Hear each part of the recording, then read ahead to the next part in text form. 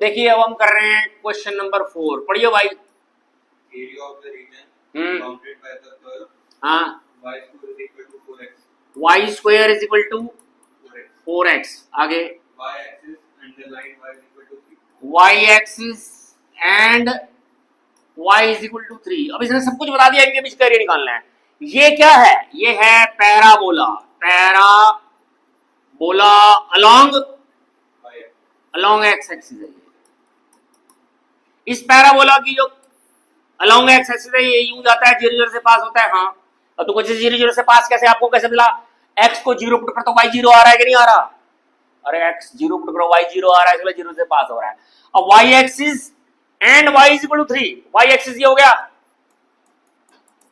और y is equal to 3 कहां आएगा बे? 1 2 3। अब ये कौन सा एरिया निकालना है इसमें? एक बार फिर पढ़ो क्वेश्चन को, फिर दोबारा 2 बार पढ़ लिया करो। दोबारा पढ़ो क्वेश्चन पढ़। area of the region bounded by the curve. Bounded by the curve. कौन कौन से कर्व? ये वाला एंड ये वाला।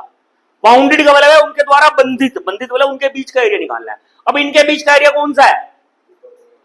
ये है ना? अरे ये है कि नहीं है?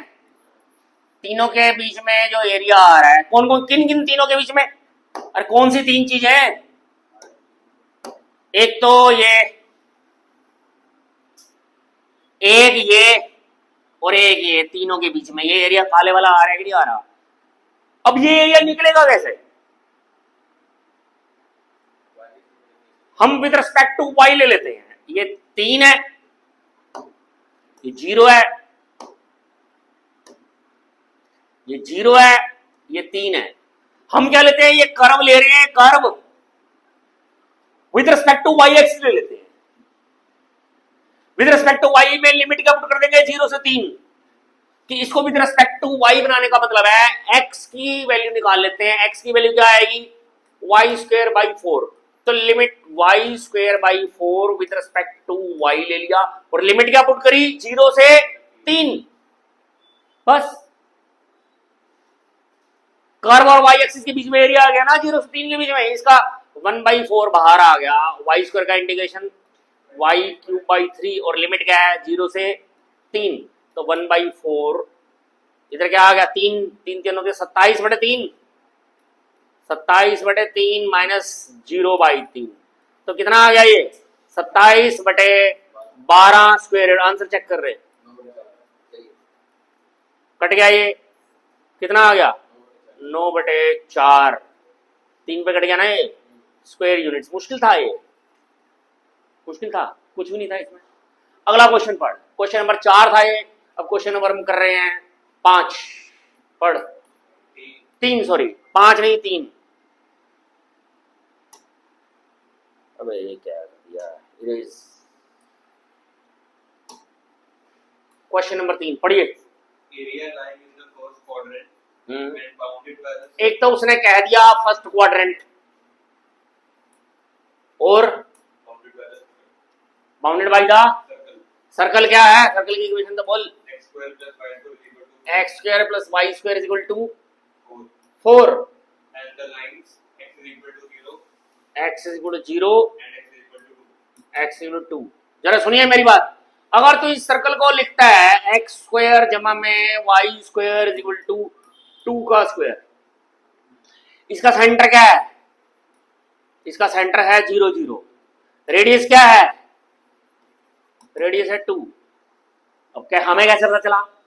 क्योंकि सर्कल की इक्वेशन आपने पढ़ रखी है x माइनस एच का स्क्वायर y माइनस के का square is equal to r square, ये होती है ना। तो सेंटर रेडियस यहां से आ गया, 0 0 आ गया ना ये। तो अब तुम इसका जब तुम बनाते हो सर्कल, सेंटर 0 0 आ गया, रेडियस 1 2 1 2 1 2 1 2, ये सर्कल ये बन गया, बन गया। अब इसने कहा क्या है? x बराबर 0 और 2। ये 0 है, ये 2 है और फर्स्ट क्वाड्रेंट भी का है। तो इसके लिए कौन सा एरिया अपने को निकालना है? अपने को जो निकालना है एरिया, वो ये निकालना है, ये अपना हरिया। और ये हरिया कैसे निकलेगा? Very easy. सर्कल की इक्वेशन ले ले,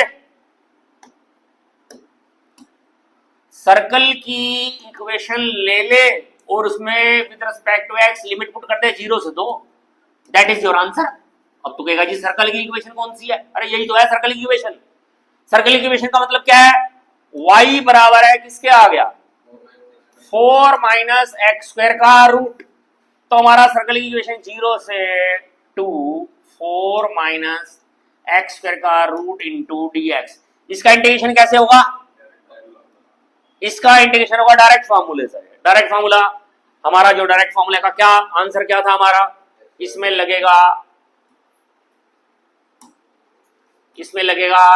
डायरेक्ट फार्मूला। क्या था direct formula? x by 2 4 minus x square का रूट आगे प्लस था ना 4 by 2 a square by 2 sine inverse x by 2। वही डायरेक्ट फार्मूला लगा दिया हमने। और लिमिट क्या पुट करनी है इसमें? 0 से 2। पहले 2 पुट करोगे,